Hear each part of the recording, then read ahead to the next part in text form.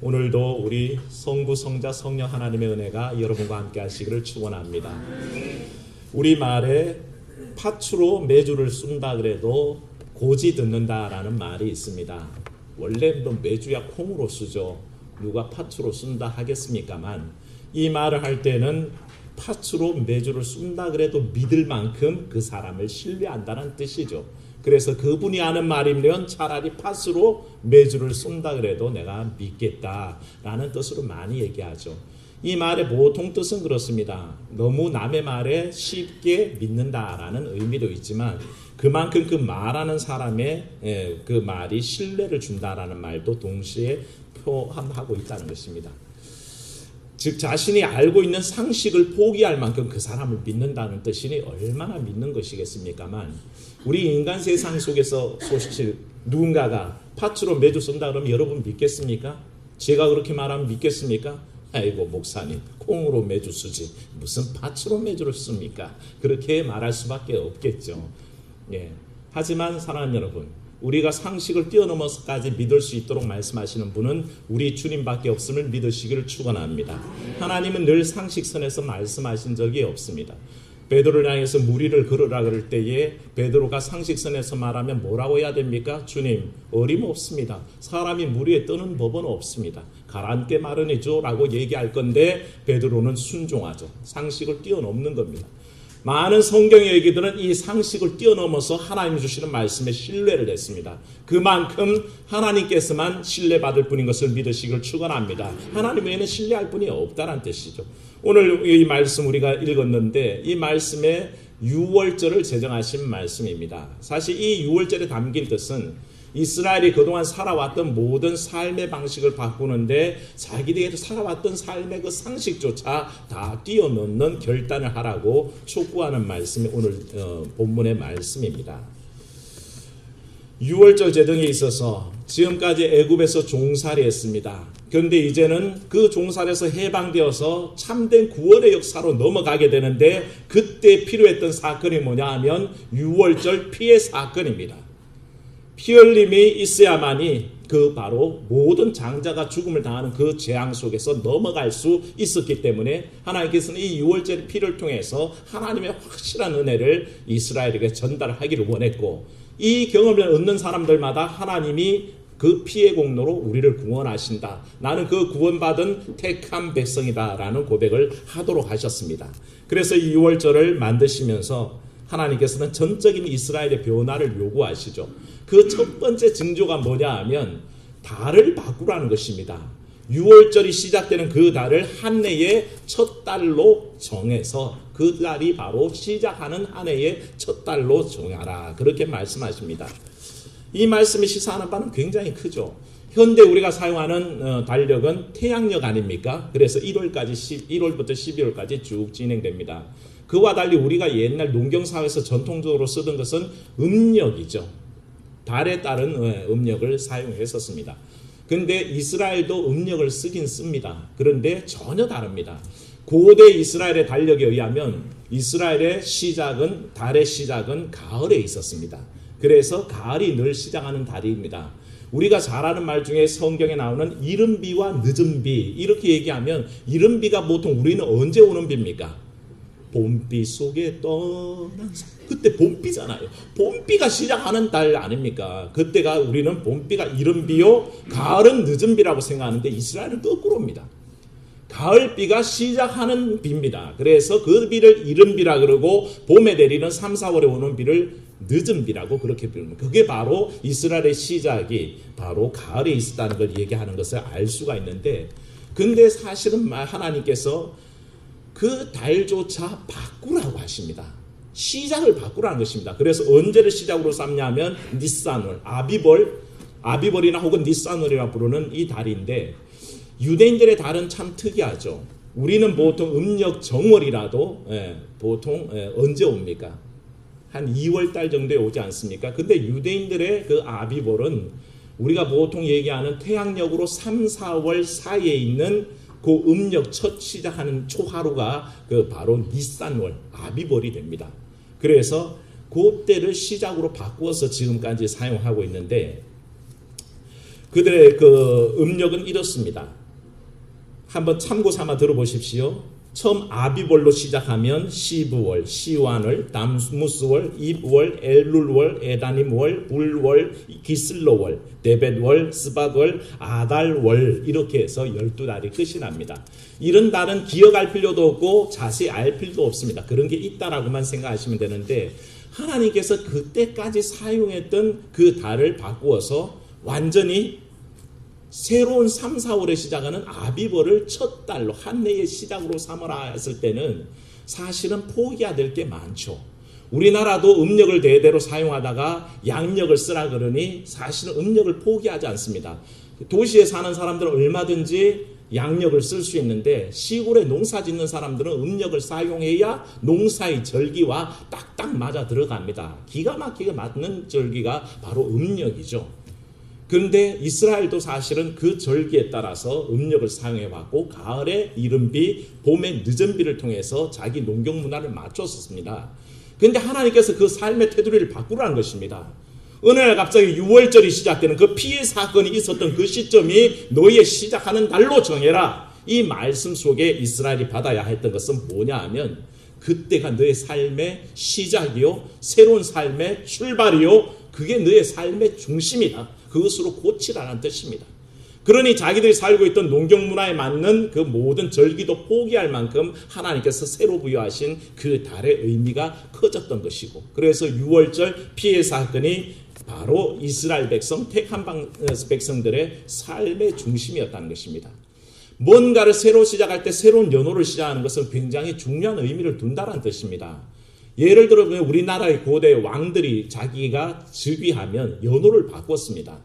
그래서 간단하게 넘어갈게요. 광개토대왕 같은 경우는 영락이라는 연호를 썼습니다. 그래서 광개토 태왕은 영락 1년, 영락 2년 이렇게 나갔었습니다. 역사책을 보시다 혹시 기억나는지 모르겠지만 신라 버풍왕 때는 근원이란 연호를 썼는데 그게 독자적인 연호라 그래서 시험 문제에 꼭 나오는 겁니다. 고3 수험생들 딸이 있으면 아들이 있으면 알려주십시오. 그런 문제는 꼭 나옵니다. 새로운 연호를 쓰는 이유가 뭔지 아십니까? 새로운 시대가 열렸다는 것입니다. 과거 시대가 아니라 지금부터 새롭게 계수되는 때가 왔다는 뜻입니다. 하나님께서 이 6월절을 일컬어서 새로운 달로 삼아라는 것은 너희의 삶의 의미가 여기서부터 출발하는데 어떤 사건요? 따라합시다. 피해 사건. 예수 그리스도의 보혈의 사건이 우리에게 새로운 삶의 의미를 주듯이 6월절의 어린 양의 피가 택한 백성들에게 새로운 삶을 열어주었다는 것입니다.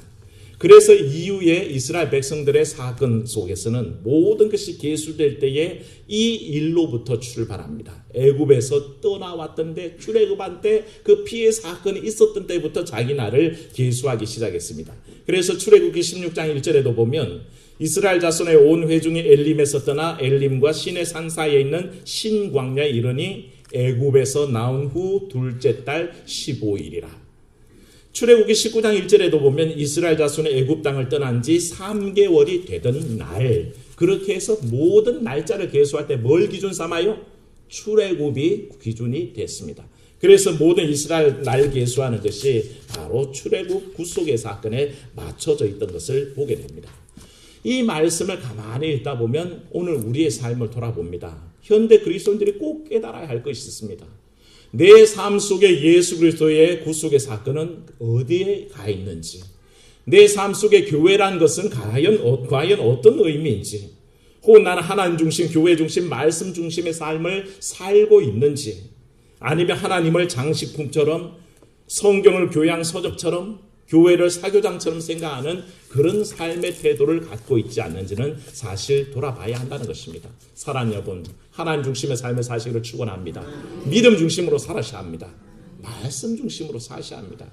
옛날 저희 어머니들은 교회 다닌 분들이 꼭 밥을 하시면 새벽 기도 갔다 와셔서 아침밥을 짓지 않습니까? 그러면 밥 지을 때 어떻게 합니까? 제일 먼저 식구수대로 쌀을 펀 다음에 쌀을 한 숟갈씩, 이건 아버지 거, 이건 어머니 거, 이건 아들 거, 이건 딸 거, 그렇게 매 숟가락 한 숟가락 들면서 어느 주머니에 담습니까? 성미 주머니에 담았죠. 하루에 밥을 먹으면서도 누구를 먼저 기억합니까? 하나님이 주신 건지 알고 성스러운 쌀을 따로 구별했다는 겁니다. 그렇게 다 밥을 짓고 나면 밥을 풀 때도 어떻게 합니까? 죽을 가지고 십자가를 한번 쫙 긋고 밥을 막 섞은 다음에 그렇게 또 밥그릇에 떠서 내놓습니다. 누구 중심요? 하나님 중심의 믿음을 우리 선조들은 갖고 있었습니다. 내가 밥 먹는 일조차 하나님이 주신 것이기에 하나님을 기억하고 지냈는데 오늘날 우리의 삶의 중심은 과연 어디 있는지 우리는 한번 돌아봐야 된다는 것입니다. 사랑하는 여러분, 피해 구속의 사건을 여러분 삶의 중심에 놓으시기를 축원합니다. 그게 우리 중심이 돼야 됩니다. 그걸 놓쳐버리기 때문에 자꾸 우리는 일상생활 속에 하나님을 잃어버립니다. 말씀을 잊어버립니다. 은혜를 놓쳐버립니다. 하나님께서는 이를 위해서 이스라엘에게 유월절 사건을 알려주셨고 이 유월절 사건이 너희의 삶의 중심이다. 이 삶의 중심을 놓치지 말아라. 그렇게 당부하고 계신 겁니다. 그 은혜를 여러분도 기억하시고 내 삶의 중심을 하나님 중심으로 맞출 수 있기를 오늘 이 시간에 결단하시기를 축원합니다. 하나님께서 이 유월절 사건을 제정하신 장소를 생각해야 됩니다. 가나안 땅에 와서 이 유월절 사건을 회상하게 하셨냐? 그렇지 않습니다. 이 유월절 사건은 이스라엘 백성이 애굽에 있을 때 제정하셨습니다. 아직 죄 가운데 있을 때, 아직 남의 종로로 타고 있을 때에, 우리의 삶으로 얘기하자면 우리가 아직 죄인 되어 있을 때에, 우리가 사단의 권세에 잡혀 있을 때에 하나님은 우리를 택하셨고 그 속에 피해 구속의 사건을 허락하셨다는 것입니다. 그러니 이스라엘에게 있어서 얼마나 감격스러운 일입니까?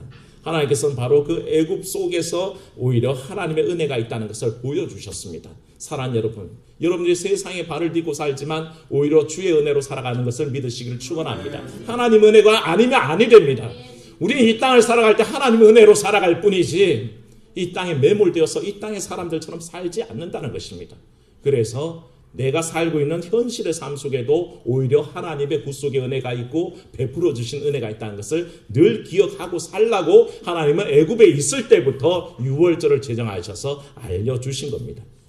그렇게 애굽에서 유월절을 알려주신 다음에 하나님께서는 유월절 식사에 대해서 일러주시죠. 세산 규정을 일러주셨습니다. 처음 알려주신 것이 뭐냐면 유월절 제물에 관한 것인데 5절 말씀 한번 보십시오. 5절 말씀 읽습니다. 시작. 너희 어린 양은 흠없고 1년 된 수컷으로 하되 양이나 염소 중에서 취하고. 아멘. 흠없고 1년 된 수컷으로 하라. 그렇게 말씀하셨습니다. 세 가지 조건이 포함되어 있죠. 처음에 뭡니까? 흠없는. 두 번째는 뭡니까? 1년 된. 세 번째는 수컷으로 준비하라 라고 하셨습니다.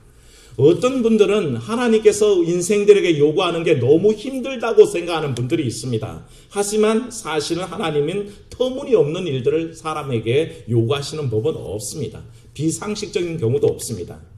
하나님께서는 이 제물을 정해주시는데도 얼마나 세심하게 백성들을 배려하시는지 모릅니다. 첫 번째 조건 흠없는 것을 요구하시는 것은 하나님께서 당연히 종교적 이유로 요구하시는 겁니다. 하나님 앞에 뭔가를 드릴 때 흠없는 제물을 준비하는 것 당연한 거 아니겠습니까? 그게 하나님 앞에 드리는 정성 아니겠습니까? 우리가 사람한테 뭔가 인사를 할 때 제일 좋은 거 뭔가 흠이 없는 거 고르고 골라서 드리지 않습니까? 명절이 다가오면 부모님께 선물을 할 때 대충 고르는 그런 자식이 어디 있습니까? 항상 사람에게도 최상의 것을 고르듯이 하나님 앞에 드릴 때에 흠없는 것을 선별하는 것은 마땅한 신앙의 자세입니다. 그런데 두 번째, 세 번째 조건부터 달라진다는 것이죠. 두 번째는 무슨 조건입니까? 1년 된 송아지, 1년 된 양. 1년 되었다는 건 무슨 뜻이냐 하면 이제 갓 졌을 때 했다는 것입니다. 목축하는 데 있어서 많은 것을 먹여서 오랜 3년, 5년 된 이런 양들은 많은 것을 투자해서 사실은 재산적인 부담을 주게 되어 있습니다. 근데 1년 된 것을 굳이 선별해서 택하라는 것은 하나님께서 인생들에게 부담 주실 마음이 없다는 것입니다. 아직 별로 부담이 안 됐을 때, 많은 걸 먹이지 않았을 때, 투자가 덜 됐을 때 그것을 선별하여 잡으라 하신 거고, 그 중에 어떤 양요? 순양이라 그랬습니다. 암양이 비쌀까요? 순양이 비쌀까요? 예, 암컷이 비쌉니다. 왜 그럴까요? 새끼도 낳죠? 젖도 짤 수 있습니다. 그래서 경제적으로 암컷이 굉장히 유리합니다. 이 여기 앉아 계시는 수컷은 아무것도 아닙니다. 암컷이 중요하다는 것입니다. 그런데 하나님께서 그 암컷을 싹 빼앗아 가신 게 아니라 암컷을 놔두고 수컷을 잡으라 하시는 것도 다 하나님의 특별한 배려라는 것입니다. 이 우리는 잘 기억해야 합니다. 하나님께서 인생들에게 부담 주시고 싶은 마음이 없습니다. 하나님께서 우리가 일주일 내내 살면서 매일 교회 오라 하십니까? 일주일에 하루를 구별하여서 거룩하게 지키라고 하셨죠. 그런데 하루를 지킴으로써 우리 삶의 전부가 하나님의 것입니다라는 고백이 포함되어 있습니다. 하루를 하나님 앞에 이렇게 구별했으니 나머지 6일은 내 거라, 내 시간이라 해서 마음대로 살 거라고 생각하지 마십시오. 하나님은 그 하루를 구별해 받으시면서 너희가 모든 날을 나에게 바쳤다고 인정해 주시는 겁니다. 열의 하나를 11조 헌금을 바치라 하실 때에도 열의 하나를 구별하여 드림으로 전부를 하나님의 것입니다 라고 고백하는 신앙의 일부로 만들어 두셨습니다. 하나님께서는 결코 부담스럽게 하시려고 인생들에게 그런 명령들을 주신 게 아닙니다. 그럼 우리는 정확하게 기억해야 됩니다. 4절에도 보십시오. 그 양을 제물을 잡는데 식구가 너무 적으면 어떻게 하라 그랬습니까? 그 집에 이웃과 함께 여러 사람이 모여서 사람 수를 따라서 한 마리를 잡으라는 것입니다. 무조건 한 사람당 한 마리씩 잡아서 부담을 가지지 말라라는 뜻으로 하나님께서 그렇게 배려하고 계신 것이죠. 사랑하는 여러분, 하나님은 여러분들의 사정을 제일 잘 아시는 분인 것을 믿으시길 축원합니다. 하나님 우리 주머니 사정을 다 아십니다. 그래서 하나님께서 우리에게 요구하시는 것이 너무 극단적이고 비상식적이냐? 절대 그렇지 않습니다. 하나님 우리의 형편을 다 아시지만 그 중에 과부가 2렙돈이라도 하나님 앞에 드리면 가장 많이 넣었다. 그렇게 칭찬하시면서 그 마음을 받아주신다는 것입니다. 그렇게 하나님은 우리를 알아주시고 우리의 형편들을 인정하시는데 그 최소한의 것도 사실 부담스러워하는 우리의 연약함이 죄스러울 뿐이라는 것입니다. 하나님은 그렇게 재물을 주장하신 다음에 지정해 주시고 6월절 식사하는 방법에 대해서 얘기하시는데 먼저 재물을 잡습니다. 전제 조건이 있습니다. 그 재물을 잡으면 제일 먼저 식사를 하게 되는 어디에 바릅니까? 문설주와 인방에 바르라 그랬습니다. 문설주는 문의 양쪽에 기둥이요, 인방은 바로 위에 세워둔 지탱하는 상판입니다. 거기에 먼저 피를 다 바르는데 문에다가 왜 바르겠습니까? 문은 출입구입니다. 뭐든지 드나드는 데가 문 아니겠습니까? 그런데 죄도 문으로 드나들고 죽음의 권세도 문으로 드나든다는 관념이 거기에 포함되어 있습니다. 가인이 죄를 범했을 때 하나님께서 이렇게 책망하셨습니다. 네가 선을 행하면 어찌 낫을 들지 못하겠느냐? 선을 행하지 않으면 죄가 어디에 엎드리니라? 문에 엎드리니라. 그렇게 얘기했습니다. 문에 엎드려 있다가 그 죄가 문 안으로 들어오려고 호시탐탐 노린다는 뜻이죠. 하나님께서는 그 문에다가 문설주와 인방에다가 피를 바르고 그 죽음의 권세가 넘어오지 못하게 막으셨습니다. 죄의 권세가 넘어오지 못하도록 만드셨습니다. 누구를 위해서요? 택한 백성을 위한 것을 믿으시기를 축원합니다. 우리가 그 권세 속에 있습니다. 하나님께서는 예수 그리스도의 피를 통해서 우리를 죽음의 권세로부터 이기게 하신 줄로 믿습니다. 우리의 신앙의 중심이 거기에 있습니다. 주께서 내 삶을 죄의 권세로부터 사망의 권세로부터 이기게 하셨다. 그게 내 삶의 출발점이요, 내 신앙의 출발점이요, 내 존재의 출발점이라는 것입니다. 하나님께서는 그걸 알라고 하셨고 그 사실을 각인하고 내가 지금 출입하는 문에 설주에다가 인방에다가 다 바르고 이것은 하나님께서 나의 출입을 지키시며 피의 권세로 나를 인도하신다라는 것을 고백하게 하신 겁니다. 바로 그 신앙의 기초 속에 우리가 삶을 살아가는데 하나님께서 그렇게 모든 문설주와 인방에 바르게 한 다음에 그때야 이제 식사를 나누게 합니다. 뭘 먹습니까? 무교병과 쓴나물과 삶거나 날 것이 아닌 불에 구운 고기를 먹는데 그것도 각을 뜨고 막 내장을 골라내지 말고 통째로 구워서 먹으라. 그렇게 말씀하십니다. 이 말씀의 뜻은 굉장히 시급함을 얘기합니다. 한 번만 따라하겠습니다. 구원은 급한 일입니다. 사랑하는 여러분, 구원의 문제를 자꾸 뒤로 미루지 마십시오. 그건 급한 일입니다. 이스라엘이 지금 애굽을 나오는 것은 생명의 사건이요, 자기가 죽을 권세에서 승리하는 사건입니다. 그 일에 대해서 민기적거리면서 편안하게 들어누워서 원래 먹던 대로 기대어서 그렇게 식사하지 말라는 것입니다. 선체로 지팡이를 짚고 거기에 허리띠를 동여매고 그리고 무교병을 급하게 쓴나물과 함께 먹으면서 그렇게 급히 떠날 사람처럼 준비하라는 것입니다. 구원의 문제는 그렇게 시급한 겁니다. 여러분 중에 구원받지 못한 가족이 있으면 눈물로 기도하십시오. 급히 구원하시는 여러분들 되기를 축원합니다. 급한 일입니다. 미룰 일이 아닙니다. 내일이 시간이 있겠지, 모레가 시간이 있겠지, 한 달 뒤에, 1년 뒤에 천만에요. 구원의 사건은 그냥 지나가 버립니다. 곧 다가올 일처럼 그렇게 급하게 하라고 무교병을 합니다. 유교병은 효소를 넣어서 발효를 시킨 그런 떡이죠. 그래서 맛은 있습니다만 오래 시간이 걸립니다. 숙성시키는 기간이. 그런데 무교병을 먹으라는 것입니다. 시간이 없는 사람처럼 그렇게 먹으라는 것입니다. 그래서 딱딱한 비스킷 같지만 그걸 먹으라는 것입니다.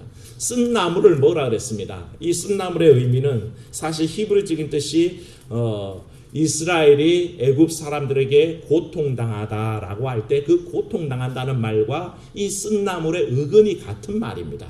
그래서 쓴나물을 먹으면서 애굽 사람이 주었던 고통을 뭐하라는 것입니까? 기억하라는 것입니다. 쓴나물을 먹으면서 이 애굽 땅이 너무너무 살기 좋은 곳, 내가 영원히 거주할 곳으로 생각하지 말라는 것입니다. 이 자리는 너무 쓴 곳, 떠나야 될 곳, 괴로운 곳, 나에게 영원한 안식을 주는 곳이 아니라는 고백이 필요하다는 것입니다. 사랑하는 여러분, 세상에서 살아가십니까? 하지만 세상은 영원한 안식처가 아닌 것을 깨달으시기를 축원합니다. 그건 우리의 영원한 안식처가 아닙니다. 오히려 우리는 급히 어디를 향하여 지향해 나갑니까? 하나님 나라를 향해서 지향해 가도록 인도하고 계신다는 것입니다.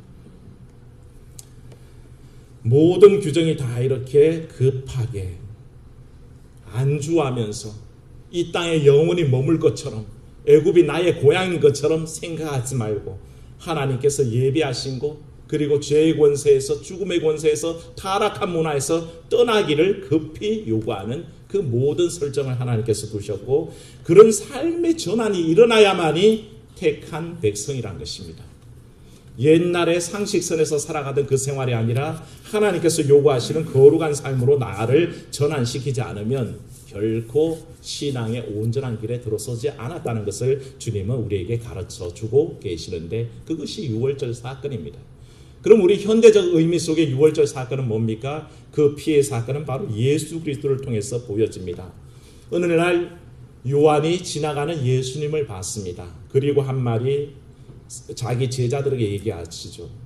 보라, 세상 죄를 지고 가는 어린 양이로다. 그렇게 말했었습니다.